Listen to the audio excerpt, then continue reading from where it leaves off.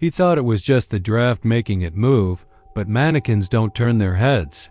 And they don't smile back. Stay until the end. You're not ready for what he found inside. The mannequin was already there when Thomas moved in, shoved into the corner of the basement storage room like something someone wanted to forget but couldn't quite throw away. It stood stiff and off-white, missing its arms but not its presence. Thomas assumed the landlord just forgot it or didn't care enough to haul it out when he'd asked. All he got was a shrug. "It's your space now," the landlord muttered, flipping keys around in his hand, not meeting Thomas's eyes. "Use it how you want." At first Thomas didn't care. He was 34. Newly divorced and exhausted, he wanted quite a cheap place, a space where nobody expected anything from him. The apartment was in the suburbs, semi-detached with creaky floors and too many spiders. The storage room in the basement was cold cement floored, with exposed pipes that leaked when it rained, but he liked it. It felt like a bunker, like a place where time didn't work the same. Mannequin Thode never liked things that looked human but weren't dolls, ventriloquist dummies, wax figures. Something about the stillness, like they were pretending, like they were waiting. The mannequin had no face, just the smooth suggestion of one and a head tilted slightly left. It always faced the back corner, never directly at the door until it did. He first noticed it a week after moving in. He had gone down to get a box of winter clothes and stopped cold at the doorway. The mannequin's head was now facing straight toward the door, not just a little fully turned, perfectly aligned. Thomas blinked, laughed under his breath, and shook his head. Maybe I bumped it, he thought. Maybe I turned it without realizing, but it wasn't near anything. Nothing to bump, nothing to nudge it naturally. Still, he grabbed his box and left quickly. The next day he checked. Again, it was back to facing the corner. He stood there longer, this time watching it, almost daring it to move.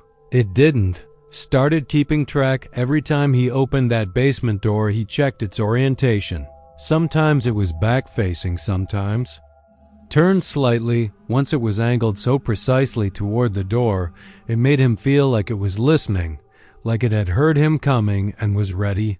Told himself it was the cold, the air pressure, the slant of the floor, but there was no draft. Floor was level, and things without muscles don't move on their own. He tried moving it, pushing it firmly into the corner, wedging it between two shelves. That night he dreamt it was standing beside his bed, not doing anything, just watching. He couldn't move in the dream, couldn't breathe. He woke up gasping, drenched in sweat, his sheets kicked halfway across the room. The next morning it was out of the corner again, head tilted to the door.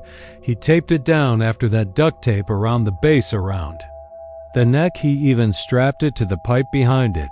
He filmed himself doing it, muttering instructions into his phone as if the act of documenting made it more real, more logical. For 2 days it didn't move. Then he found the duct tape peeled, shredded at the edges like something had picked at it with sharp nails. The mannequin stood in the center of the room, unbound, head forward. He called the landlord again. "That thing in the basement," Thomas said. "The mannequin, did someone die down there? Or something?" The landlord went quiet, then too quickly, "No, of course not." You paused. Thomas said, "I didn't look, it's just a prop, it's been there forever. If it bothers you, toss it." He didn't say another word after that, not even goodbye. Just hung up that night. Thomas brought a blanket and pillow into the living room and slept in front of the TV with every light on. Around 312 am, the power cut out. The TV snapped to black. The house sighed into silence. Then, from below, came a low dragging sound. He didn't move, he barely breathed. Something was shifting down there. Slow scraping steps like wood sliding over concrete. He waited until sunrise to check. The basement door was closed, no sign of entry, but the mannequin was halfway up the stairs. He screamed, actual throat-trough screaming, and slammed the basement door shut, dragging a bookshelf in front of it. Then he left. He got in his car and drove for 2 hours aimless until he found a diner. He sat in a booth and stared at his coffee until it went cold. Maybe he was losing it. He hadn't been sleeping. The divorce had broken more than his heart. It had cracked something deeper, a fault line he'd been pretending wasn't there. He drove back only because his wallet was still inside. When he returned, everything was back in place. Basement door shut. No bookshelf moved. No scratches. He opened the door slowly. The mannequin was gone. He stepped down the first few stairs, flashlight shaking in his hand. Storage room door was open. The room was empty. Not just mannequin-free, cleared. All the boxes, all the junk he'd left there gone. The shelves were bare. Only one thing remained, a small white note taped to the floor where the mannequin had stood. He peeled it up, hands trembling. It read, "Yo, you weren't supposed to okay." Stumbled back up the stairs, slammed the door shut, and nailed it closed. He should have moved out, should have called someone. But shame kept him there, shame and disbelief, he told himself. Someone was messing with him, a neighbor, a prank, a punishment for isolating himself. Then the dreams came back, always the same. He was paralyzed in bed. The mannequin stood in the corner, closer each night. He couldn't scream, couldn't blink. It just watched, not quite still. Its fingers would twitch now, fingers it didn't have before he started locking his bedroom at night. He stacked chairs against the door. He installed a camera in the hallway. Every morning the footage showed nothing. Just an empty hall until one night 3 weeks later, it didn't. Woke up to a cold sweat and ran to his laptop, hard jackhammering. He scrolled through the night's footage. For hours, nothing.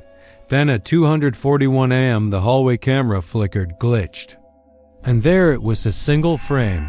Not even a second. The mannequin standing outside his door, no arms, no face, just waiting. He replayed it again and again. It didn't make sense. How had it gotten there? The basement was sealed. There were no windows large enough to carry it through. It didn't matter. It was there. The next night he didn't sleep.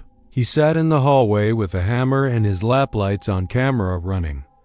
Nothing came. At sunrise he fell asleep in the hallway chair. When he woke up, the hammer was gone, and written on the wall in faint rust-colored lines were the words, "Died you sleep." W washed it off, painted over it.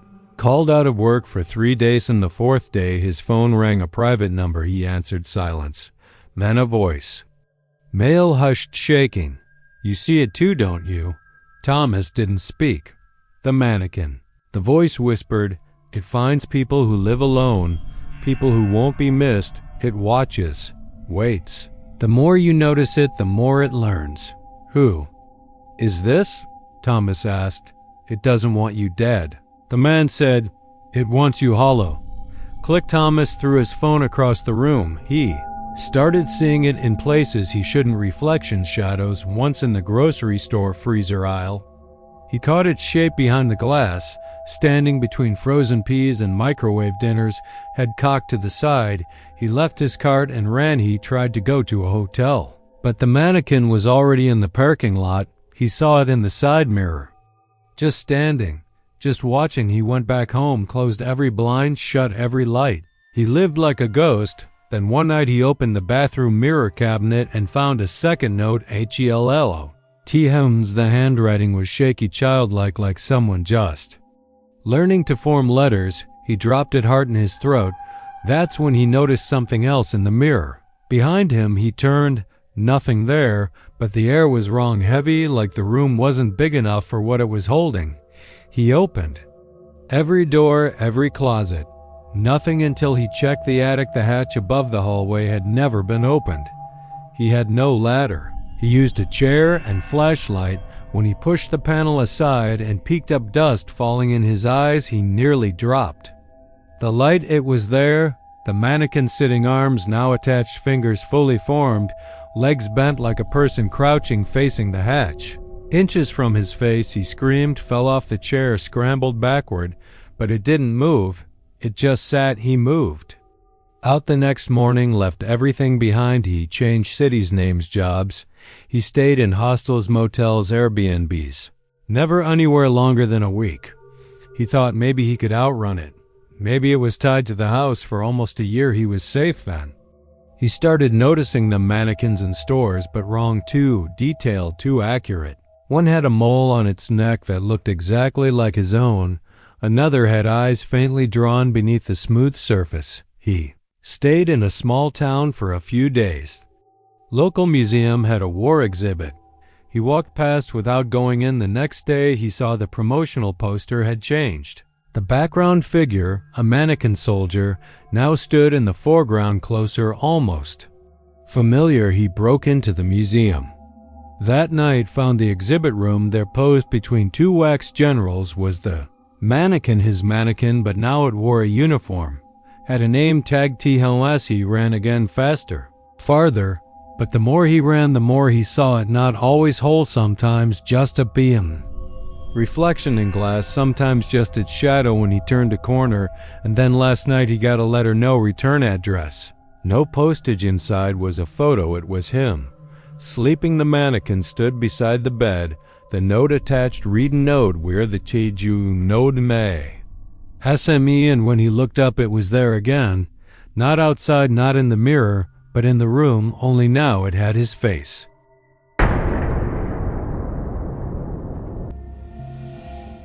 He found the photo wedged behind his bookshelf, a picture he didn't take, a place he'd never been, but there he was, blurry and staring straight at the camera.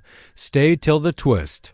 I don't remember the exact moment I first saw the photo, just that it felt wrong, not because of what was in it, but because of what I felt looking at it.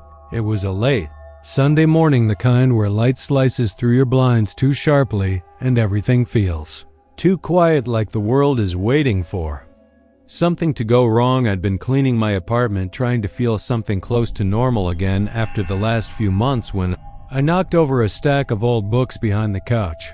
That's when I saw it, a single printed photograph tucked neatly between the pages of a forgotten journal, glossy, thick paper, high-quality print. The kind you don't accidentally make. The photo showed a park, at first glance completely ordinary. A bench, some trees, a walking path that curved into the distance. And in the background, barely noticeable unless you were really looking, me, not just someone who looked like me, it was me. Same coat I lost last year.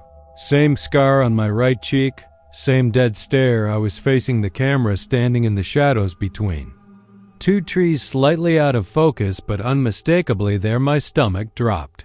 I sat down hard on the couch, holding the photo like it might burn through my fingers. I hadn't been to that park. I'd never seen it before. It wasn't even in my city. I was sure of it.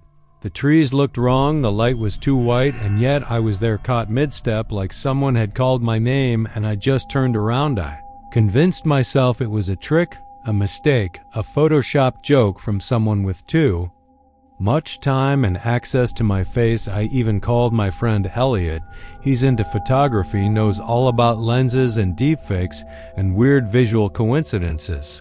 I didn't send him the photo though. I don't know why, I just described it. He said I was probably remembering it wrong. Memory's weird, he told me.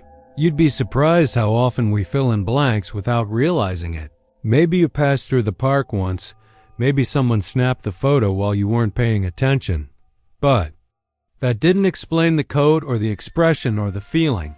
Like I was being watched by a version of myself I didn't remember being. That night I didn't sleep. I left the photo on the kitchen counter and sat across from it drinking whiskey until the bottle tipped over every few minutes. I'd look up and check that it hadn't changed, that I hadn't moved in the frame. And then around 3 in the morning I decided to destroy it. I grabbed the photo and tore it in half, but it didn't tear. It bent. Sure, I could fold it, but it wouldn't rip, not even with a knife. I sliced at it for 10 minutes and left nothing but faint scratches on the glossy surface. It wasn't plastic or metal, but it felt like something harder than paper, like it wasn't meant to be destroyed. I ended up locking it in a drawer. Over the next few days things got worse. I started finding more of them. One on the floor under my bed, another tucked inside my freezer, each time a different location, but always the same setup, a normal-looking place, a quiet park, a grocery store, a train station, and always me, standing in the background watching, wearing that same coat, that same blank, almost slack expression, like I wasn't thinking at all, like I was just there. By the 5th photo I stopped trying to rationalize it. I called Elliot again. Told him everything. This time I sent him one. He Didn't respond for hours. When he finally did, all he said was, "That's not you, man, it just looks like you." Asked what he meant, but he never replied. I called him straight to voicemail. When I went by his place the next morning, his neighbor told me. She saw him packing his car around midnight, said he looked pale, shaking. He hasn't come back since I stopped. Going to work, I stopped leaving the apartment. I covered all the mirrors. My phone camera stopped working. My reflection started to feel unfamiliar every time I passed a window. I looked twice, sometimes 3 times. I kept thinking I'd see that version of me on the other side, still silent, watching. Then one night my door was unlocked. I never forget to lock it. I check it 3 times before bed. But when I woke up, it was slightly open, nothing missing, nothing moved, just open and on my kitchen table. Another photo. This one was different. It wasn't taken outside.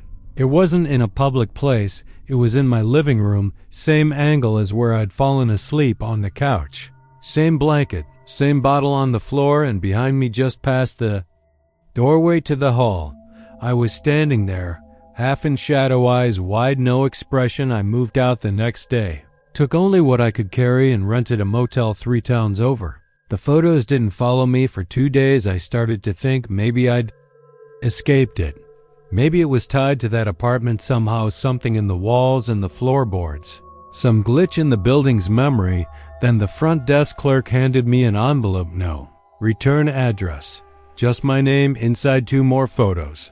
The first one was the motel lobby, me at the vending machine. I remember that I was hungry, trying to keep my hands from shaking while I punched in the code for pretzels. The second photo was taken from outside my motel window, from the alley, me again, back.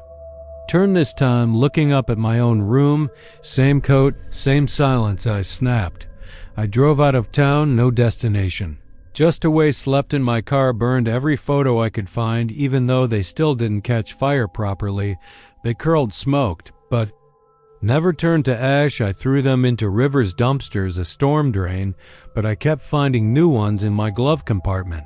Inside my shoes, slipped under the windshield wiper. It felt like a warning, but I didn't know what it was warning me of until I met the man in the gas station. It was just after midnight, middle of nowhere. I stopped for coffee and stood staring at the cooler when he walked up behind me and said, "You've seen them too, haven't you?" I turned.